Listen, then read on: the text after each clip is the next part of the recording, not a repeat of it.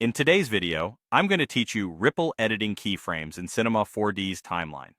Ripple editing is a simple but powerful way to adjust the timing of your animation without breaking the rhythm you've already built. Instead of sliding just one keyframe and then having to fix everything that follows, ripple editing moves the selected keyframe along with all subsequent keyframes on that same track, keeping their spacing intact. Think of it as shifting a whole section of your animation forward or backward in time while preserving its internal timing. Start by opening the timeline and selecting the keyframe or keyframes you want to move. You can click a single keyframe or drag to marquee select multiple ones if they're clustered together. Take a moment to confirm you're on the correct track because ripple editing respects track boundaries. It only affects the track where your selection lives. Next, turn on Ripple Edit mode. You can do this from the menu by going to Edit, then Timeline, and choosing Ripple Edit. If you prefer shortcuts, press Alt+R to toggle it on. With ripple editing enabled, you're telling Cinema 4D to link your selection with all later keyframes on that track so they travel together.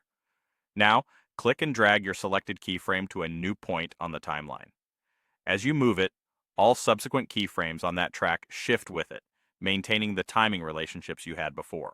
Dragging to the right pushes the animation later, creating more breathing room before that moment. Dragging to the left pulls it earlier, tightening the sequence. Either way, you're changing position without changing the pacing between those keyframes. Keep an eye on where other tracks sit. Because Ripple Edit applies to the selected track, you can adjust one part of your animation without disturbing the rest. If precise placement matters, zoom in on the timeline for fine control. Snapping, if you have it enabled, can help you land on exact frames. And remember, you can always undo if you overshoot. When you're satisfied, you can toggle Ripple Edit off using the same menu command or the Alt+R shortcut. That way, any subsequent moves will only affect the specific keyframes you select, not the downstream ones. That's the core workflow. Select your keyframes, enable Ripple Edit, and drag to reposition while Cinema 4D preserves your timing on that track.